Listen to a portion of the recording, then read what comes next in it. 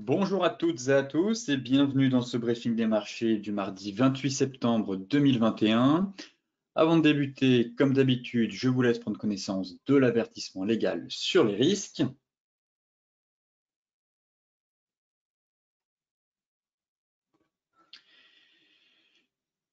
Et tout de suite, donc, focus marché où les investisseurs cèdent un peu à la panique ce matin sous l'effet des tensions sur le marché des taux.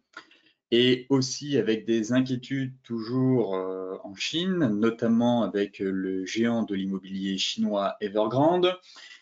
Hier, Wall Street a plutôt terminé en ordre dispersé. Le Dow Jones ayant profité de l'engouement, comme je vous l'expliquais hier, des valeurs dites value, tandis que le Nasdaq a fait les frais de dégagement visant les valeurs technologiques, comme on avait pu le voir avec d'une part la forte remontée du taux à 10 ans et des sorties de capitaux pour la première fois depuis 3 mois.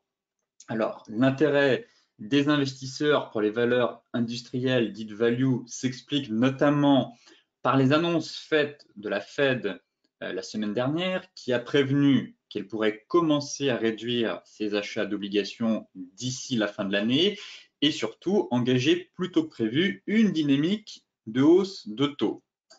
Par la suite, on a aussi toujours l'ascension assez fulgurante des cours du pétrole pour la 5e séance d'affilée sur fond de tension sur l'offre dans un contexte de reprise de la demande mondiale, ce qui, bien évidemment, profite aussi aux valeurs pétrolières.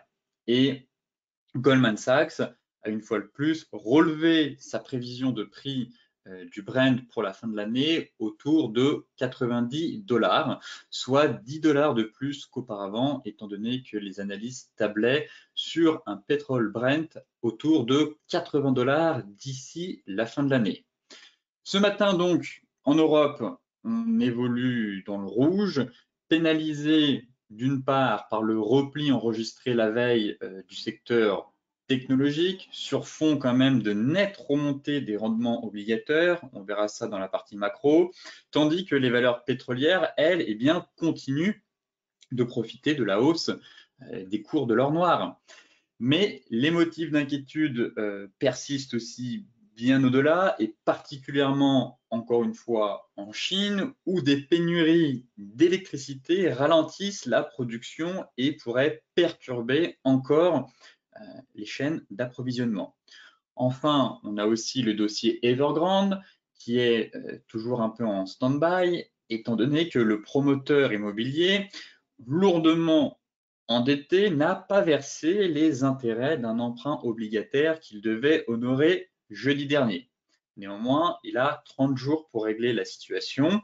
Un autre test majeur sur le marché obligataire se profile pour Evergrande, qui devra payer ce mercredi des intérêts d'un montant de 47,5 millions de dollars sur une obligation assortie d'un coupon de 9,5% et arrivant à échéance en mars 2024. Donc, néanmoins, sans faire mention d'Evergrande, la Banque populaire de Chine continue d'injecter des liquidités et a déclaré hier qu'il allait quand même sauvegarder les droits légitimes des consommateurs dans le secteur de l'immobilier. Encore une fois, la Banque populaire de Chine intervient et je pense qu'elle aimerait éviter que Evergrande déclenche un cataclysme dans l'économie chinoise. Côté macro, eh bien, ce sont les taux qui inquiètent une fois de plus les marchés et la remontée assez folle des taux. C'est surtout ça. On a un peu un scénario comme en février-mars 2021 sur le 10 ans US et sur le 2 ans. Alors, les marchés européens chutent sous l'effet des tensions sur le marché des taux. Le rendement du 10 ans américain gagne quand même encore 4 points de base aux alentours de 1,53% en raison des craintes inflationnistes provoquées par la hausse des cours de l'énergie et des matières premières. les cours du pétrole, on fera le point graphiquement, eh bien, continuent de progresser à plus de 80 $ le baril. Et la hausse des taux longs, comme évoqué hier, pénalise les valeurs tech, comme ce fut le cas ici. Donc forcément, les investisseurs sortent des valeurs dites de croissance et se dirigent vers les valeurs dites value, notamment les bancaires, et là pour le coup, les valeurs pétrolières. Par ailleurs, les investisseurs ont aussi d'autres motifs d'inquiétude, comme l'absence d'accord sur le plafond de la dette aux États-Unis et le dossier épineux Evergrande. Et là, pour le coup, c'est le rendement du Trésor américain à 2 ans. Lui, il a augmenté de 3 points de base à 0,31%, et c'est son plus haut niveau depuis mars 2020. Forcément, ce qui inquiète les marchés, c'est la vitesse et la pontification de la courbe des taux. Derrière, encore une fois, on retrouve vraiment le même schéma qu'en février-mars 2021. Ça pénalise le gold qui est en train d'enfoncer un support clé.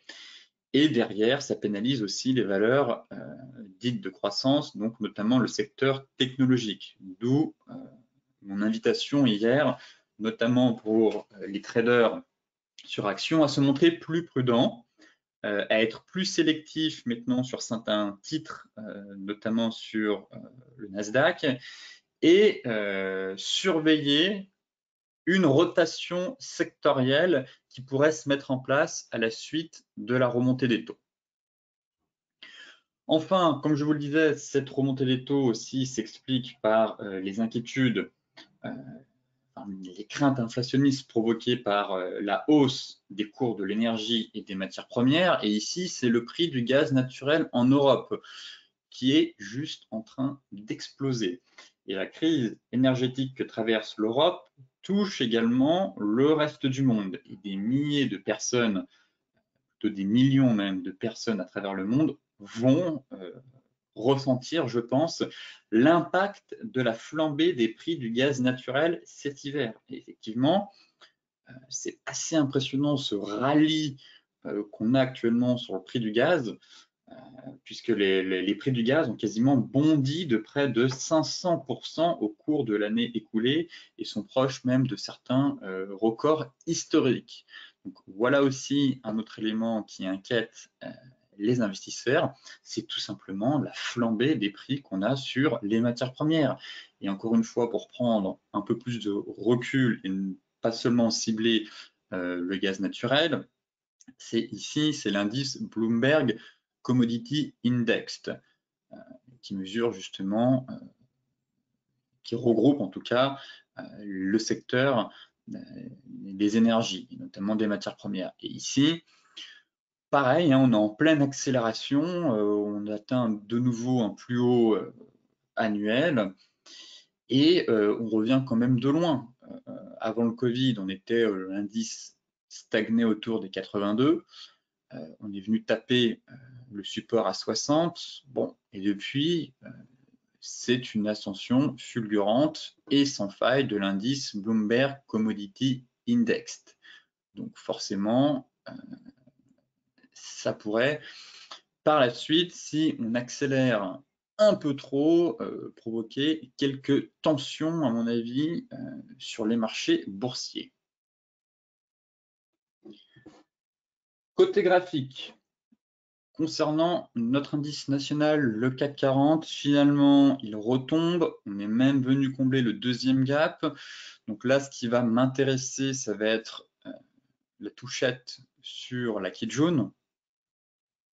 Surtout, de voir si on clôture ou pas sous ce niveau. Pour l'instant, on a un flux vraiment bien baissier ce matin. On est venu combler le deuxième gap. Je m'attends à une poursuite du flux peut-être pour venir sur excès chercher cette Kijun. En données daily, réintégration en plus du canal baissier avec une belle bougie flux impulsive et directionnelle. On est en train d'enfoncer le support des 6570. ça sent pas très bon pour la suite. En tout cas, le sentiment très clairement que on pourrait très bien venir combler ce premier gap, tout simplement. Gap d'essoufflement, gap de continuation, et là on est venu combler déjà les deux gaps. Pour moi, on est en train d'enfoncer quand même un gros niveau de support, et si ce dernier cède en clôture, et qu'en parallèle on casse aussi la Tenkan, tout porte à croire que le marché pourrait continuer sa dégringolade pour venir combler le gap à 6470 points. Donc là, invalidation de la sortie par le haut. J'attendais quand même une bougie flux. Hier, je vous disais quand même d'attendre une bougie flux pour si vous étiez acheteur. Là, on était trop dans l'hésitation et dans la zone de résistance, donc aucun achat effectué. Là, on est en pleine accélération baissière, donc éventuellement avoir un pullback pour venir combler ce gap juste ici. En données 4 heures, voilà, on est en train d'enfoncer notre petite jaune, on l'a même cassé en clôture. J'attends éventuellement, comme je vous disais, un repli dans cette zone-là pour de nouveau passer vendeur et venir combler ce gap. Là, en tout cas, je trouve que la dynamique acheteuse qu'on avait depuis 3-4 mois, 3-4 séances, c'est complètement essoufflé. Et bien au contraire, qu'on a un flux vendeur qui est en train de s'installer. Et là, je trouve qu'on a une dégradation de la reprise. On a enfoncé quand même des gros niveaux de support. Un pullback ne serait pas à exclure, mais je verrais bien en tout cas le marché venir combler ce gap. Et par la suite, pourquoi pas se stabiliser dans un plus gros range, comme ici. Voilà. Et démarrer une phase de gros range. Là, actuellement, on est sur le milieu du range. Mais quand je vois le flux qu'on est en train de... Quand je vois le flux qui est en train de s'installer, j'ai le sentiment que les vendeurs ont bien envie d'enfoncer le clou pour venir combler ce gap et potentiellement commencer un range plus large de consolidation dans les semaines à venir. Concernant le DAX, le DAX cassure en données 4 heures du support et validation d'un double top. Donc là, l'objectif a même été atteint, je pense. J'évoquais potentiellement un range à venir hier entre 15 500 et 15 700. Et finalement, c'est une sortie par le bas et validation surtout d'un double top. Donc là, pareil, si on reprend l'objectif, peut-être que certains d'entre vous se sont positionnés à la vente suite à la validation de cette figure. Et si on prend à peu près l'objectif théorique qui est juste ici, je pense qu'on a atteint, pas tout à fait. Il reste de la place. Effectivement, le niveau clé, ce serait d'aller chercher les 15 310. Donc là, il y a encore potentiellement à peu près 50 points à aller chercher sur le DAX. Voilà. Je sens que ça se fragilise. Si le DAX va accélérer aussi, le CAC aurait son gap à venir combler. En tout cas, un flux baissier, comme je vous disais, est en train de s'installer sur l'ensemble des indices européens. Des figures de retournement se sont validées. Un flux vendeur, des vendeurs qui pour moi sont en train de prendre l'ascendant psychologique. Et validation de ce double creux horaire, même en données 4 heures, qui nous invite très clairement à une correction plus profonde. Donc, le DAX maintenant, là, on se situe au milieu de nulle part. Je vais donc l'attendre sur le niveau des 15 310 points pour soit éventuellement tenter des achats à bon compte. Et inversement, si on enfonce ce support, eh bien c'est range. Comme sur le CAC, mais à différence que le DAX est dans un range de plus grande amplitude.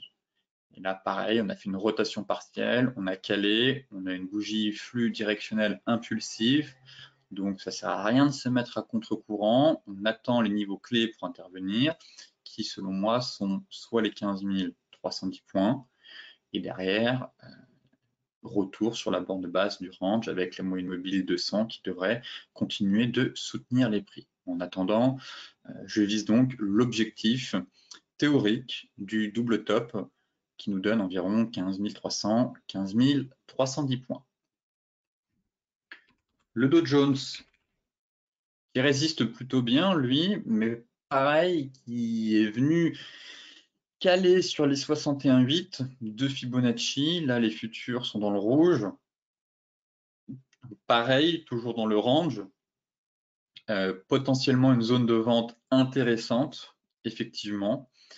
On va aller regarder les futurs. Là, je voulais juste vous montrer l'échec hier, finalement, sous le niveau des 61,8 de Fibo.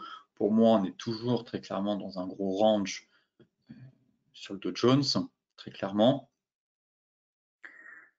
Maintenant, reste à savoir si les vendeurs vont de nouveau prendre l'ascendant et déclencher une correction, une nouvelle vague de baisse pour aller chercher les différents niveaux de support. Donc, je vais directement basculer sur les futurs. Je vais quand même voir en données 4 heures si j'ai des éléments intéressants, pas spécialement. Hop, on va nettoyer un peu le graphique. Non, pas de bougie intéressante à noter en données 4 heures sur les cash. C'est pour ça qu'on va tout de suite aller sur les futurs.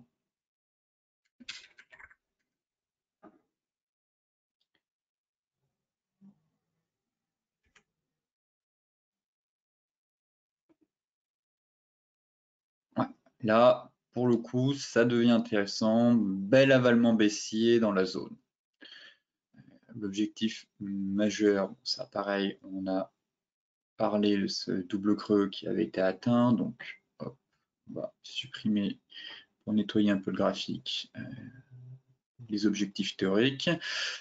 Et là, effectivement, on cède pas beaucoup de terrain, je trouve, comparé aux indices européens, mais de nouveau, un avalement baissier en plein dans la zone.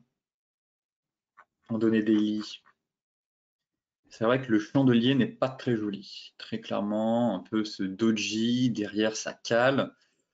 Bon, je suis pas convaincu maintenant de la poursuite de la hausse. Là, très clairement, je me montre assez méfiant même. Je vais supprimer Ishimoku, enfin le cacher, voilà. On a une réaction vraiment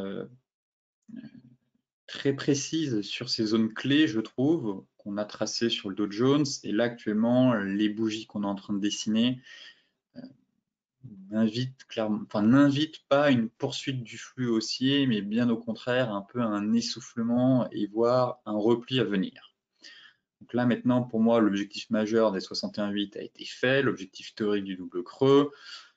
Je repassais haussier si on arrivait à clôturer au-dessus des 34 800 points, et ce n'est pas le cas. Pour l'instant, les vendeurs, de nouveau, tentent d'amorcer une nouvelle correction.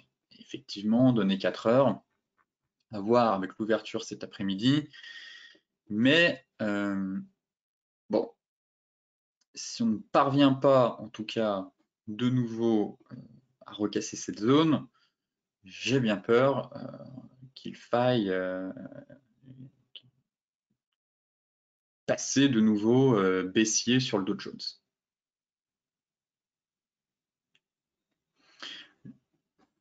En données horaires, pareil, ça pourrait être intéressant de surveiller aussi. Pourquoi pas une épaule tête si on reprend un peu de hauteur et qu'on vient combler le gap sur le cash. Effectivement, on va ouvrir avec un gap baissier. Si on comble le gap sur le cash et qu'on remonte, on pourrait former donc une épaule tête, épaule inversée, et derrière viser les 34 200 points.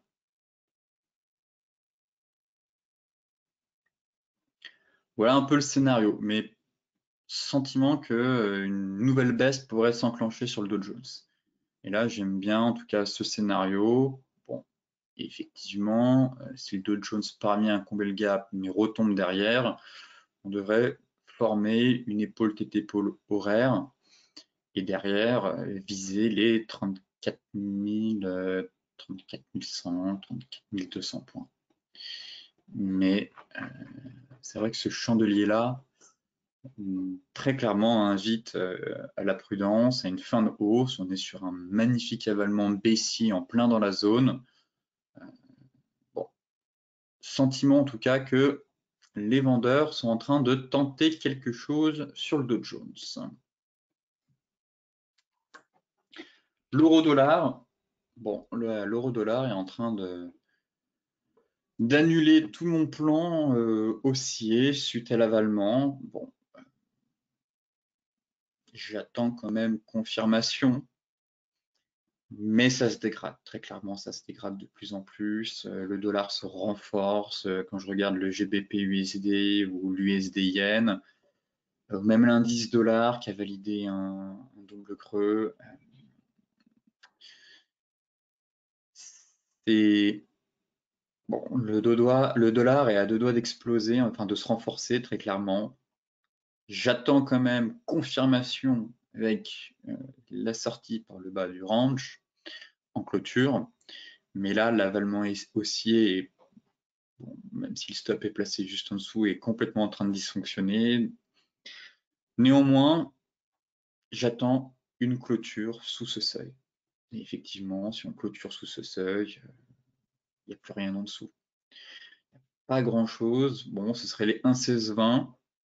Et en dessous des 1,1620, il n'y a pas grand-chose, comme je vous le disais. On pourrait très facilement aller chercher les 1,1530.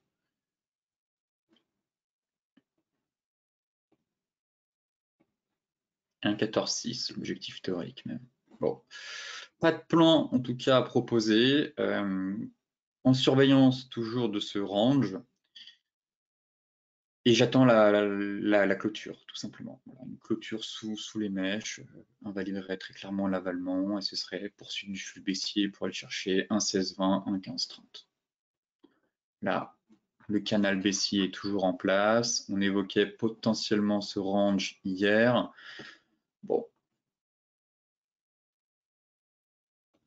on est pile poil dessus. C'est sûr que si je prends les mèches basses ici, bon, ben, on est sur la borne basse.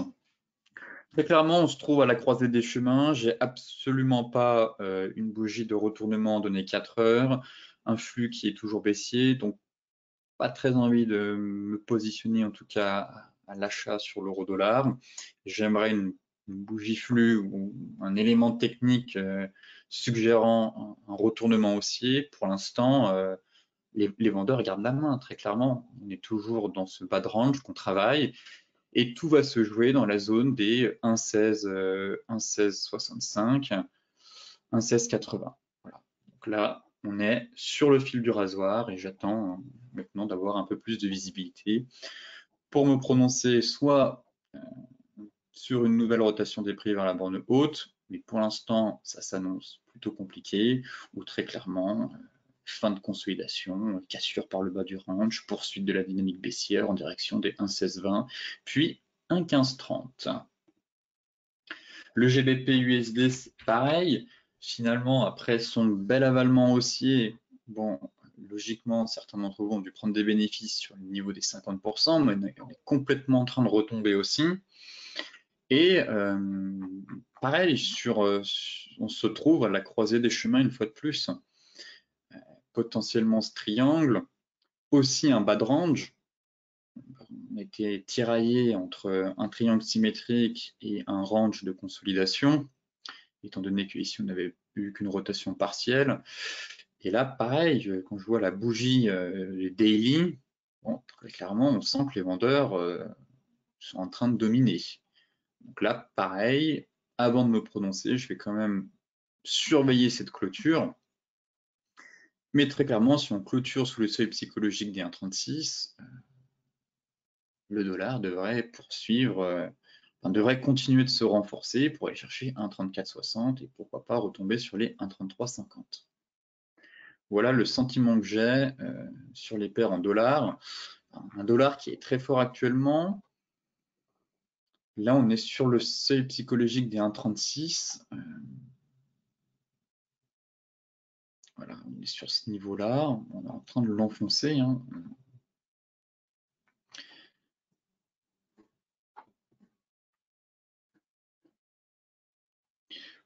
Voilà, très clairement, ce serait bon, le mieux ce serait d'avoir une confirmation en données weekly avec cette sortie de range, étant donné qu'en daily on a pas mal de en weekly on a pas mal de mèches, mais pareil, on est en train là, la bougie daily qu'on est en train de faire, bon, n'invite pas un creux potentiel et un redémarrage aussi. Et bien au contraire, on a le sentiment que le support est en train de céder sous la pression vendeuse. Par conséquent, si le support cède, bah derrière, fin de consolidation en place depuis maintenant plusieurs mois et mouvement correctif, enfin, poursuite de la baisse, un mouvement correctif un peu plus profond pour aller chercher, c'est ça, les 1,3350 à moyen long terme. L'USD Yen, en pleine forme, lui, en train de break, on est en train de break les 110,90 comme évoqué hier.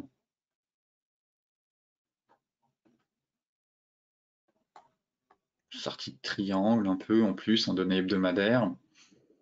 C'est haussier. C'est clairement haussier et quand on voit les bougies vertes qu'on est en train d'empiler sur l'actif, c'est incroyable.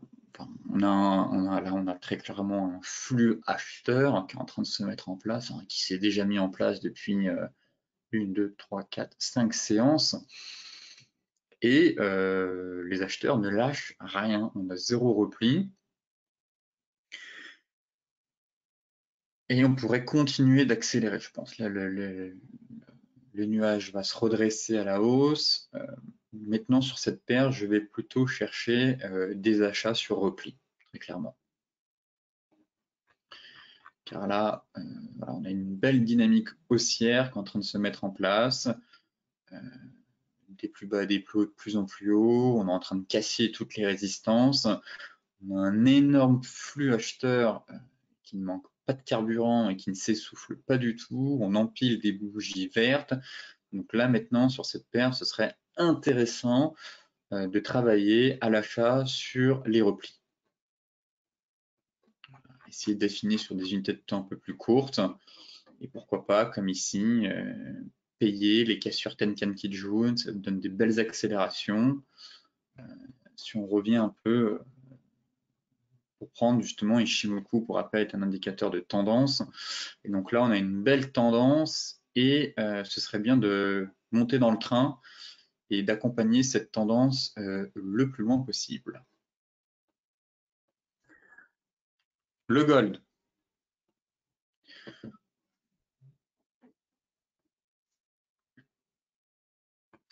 Bon, le gold, ça se dégrade très clairement.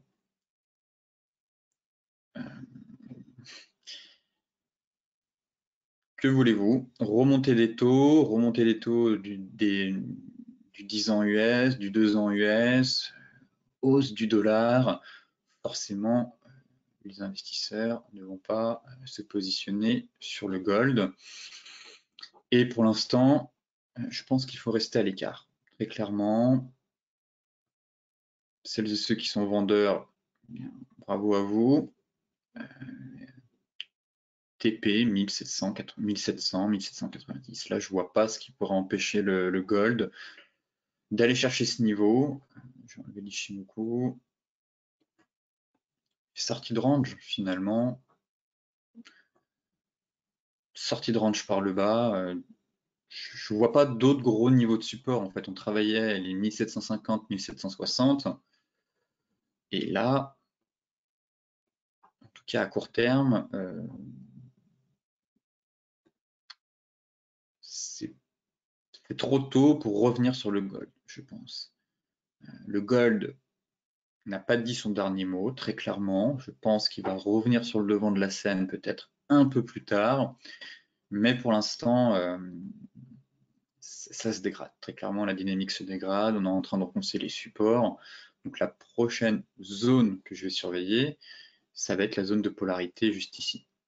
Voilà. C'est cette zone-là, 1700, 1680, 1695 à peu près. Voilà un niveau où on pourra de nouveau s'intéresser à l'achat sur le gold. Mais pour l'instant, sortie de range par le bas, l'hypothèse de l'épaule tété-pôle inversé est complètement invalidée. J'ai même plutôt mis un canal baissier comme ça. Et là, si on continue dans cette dynamique-là, c'est objectif venir taper la borne basse du canal, chercher cette zone-là. Voilà le plan que j'ai sur le gold. Ça se dégrade, on a une bougie baissière, on est en train d'enfoncer le support, sortie du range 4 heures, bref. Pas du tout envie de me mettre à contre-courant. Et j'ai le sentiment, bien au contraire, que le gold, surtout si les taux continuent d'accélérer, va poursuivre sa dégringolade pour venir chercher la zone des 1790, 1680. Voilà très clairement maintenant la zone de prix, du moins la prochaine zone de prix que je vais travailler à l'achat. Le Brent et le pétrole.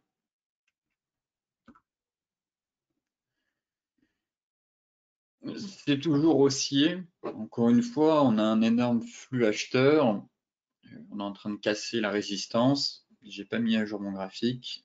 Je m'en excuse par avance. La prochaine résistance serait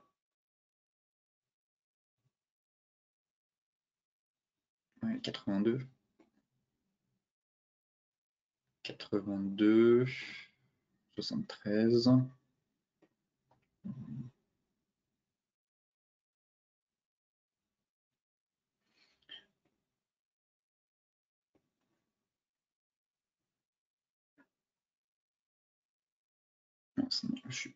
J'ai pris trop haut.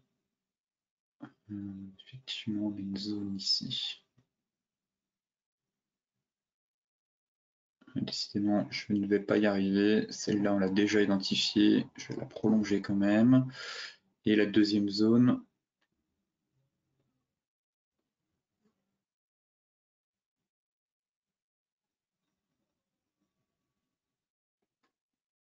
c'est ça, les 82-93.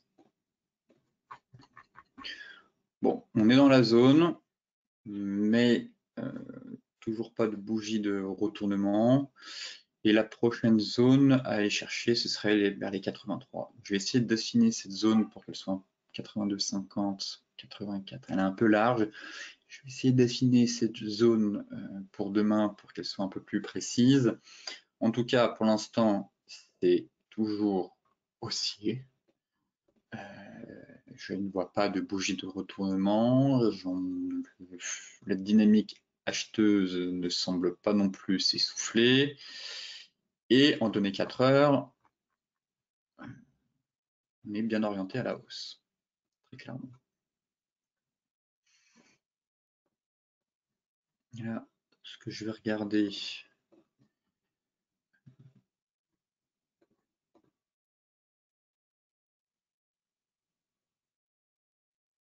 bon, éventuellement si on a un canal haussier, mais toujours pas vendeur en tout cas sur le Brent, absolument pas, c'est haussier, peut-être que certains d'entre vous vont garder un reliquat, auquel cas, eh bien, tant que nous n'avons pas de bougie de retournement, objectif 2, 92, vers les 92-80 par là, 82, 92, 82-75 pardon, 82, 82, 50 par là. Je vais essayer d'affiner cette zone pour demain.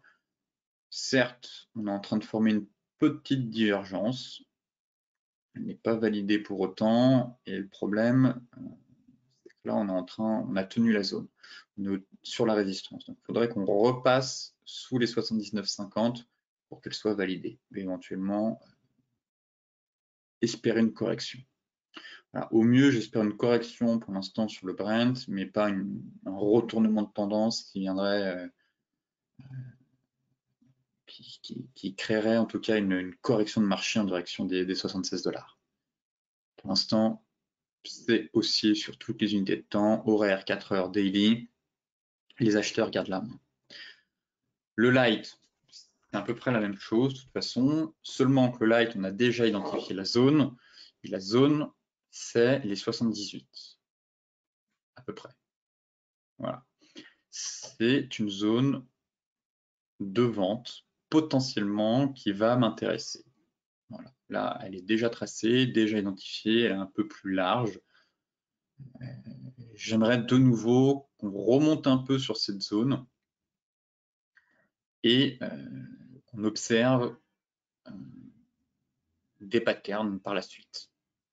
Bien entendu, si on break cette zone à la hausse, alors là, autant vous dire que ce sera très haussier pour la suite.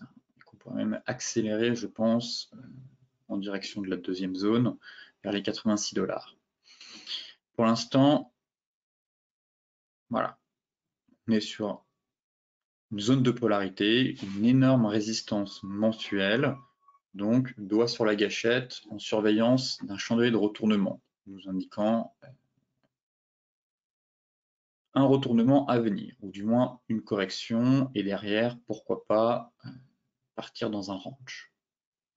Voilà, comme ici.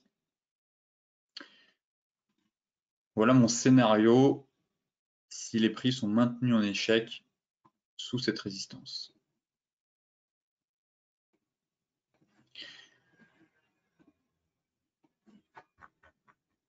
Et encore une fois, en données daily,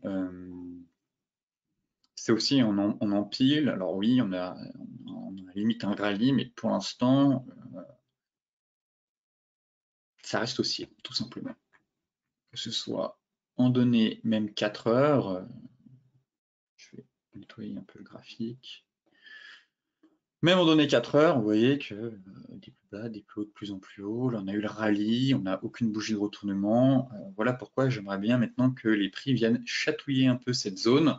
Une nouvelle fois, elle est accélérée de nouveau. Et ici, dans les 77, 77,50, potentiellement m'intéresser à des ventes pour tenter dans un premier temps juste un repli. Et après, on fera le suivi si on casse les supports un à un. Mais là, c'est vrai qu'avec la flambée des matières premières, je me montre quand même prudent. En tout cas, sur les ventes, en tout cas pour l'instant, absolument pas vendeur. J'attends tout simplement mes grosses zones de prix et surtout de voir la réaction des prix dans cette zone pour établir un scénario vendeur ou pas. Le Bitcoin. Alors, le BTC, toujours dans une phase de stabilisation. Ce qui va m'intéresser maintenant, c'est l'unité de temps 4 heures. En daily, on constate encore une fois qu'on est prisonnier entre 50% de retracement et 38,2 de retracement. Bataille entre acheteurs et vendeurs, un peu balle au centre.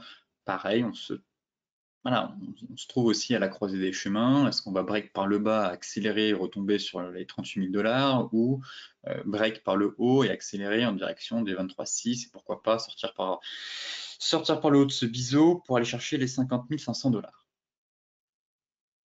Voilà les deux camps qui vont s'affronter en tout cas dans les prochains jours. Maintenant, je n'ai pas de boule de cristal, très clairement, et je vais surveiller ce triangle qu'on est en train de former.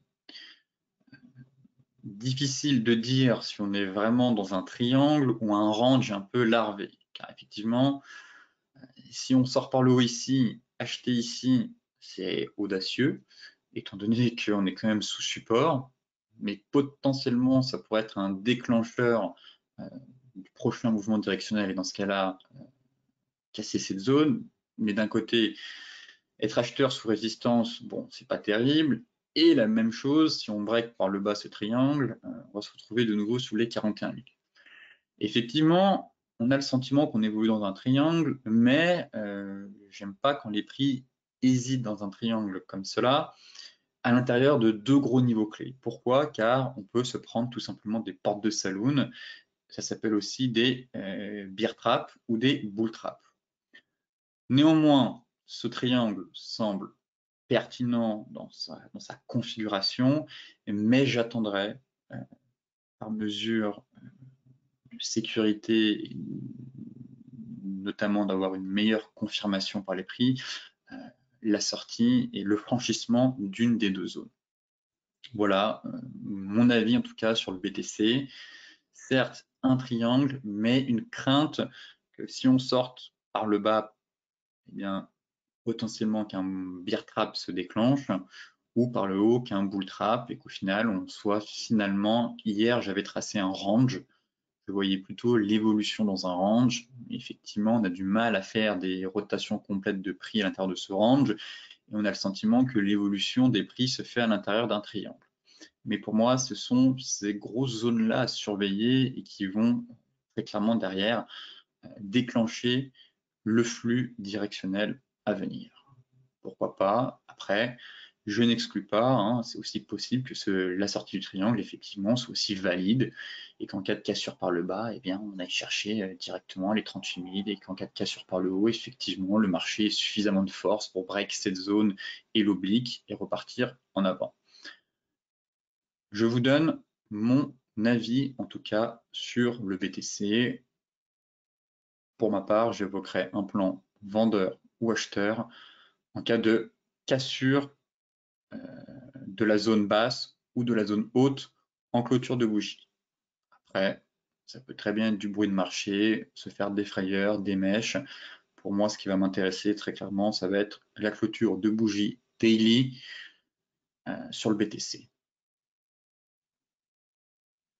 Pour l'instant, assez neutre très clairement, aucune prévision, balle au centre et j'attends la suite impatiemment sur le BTC maintenant.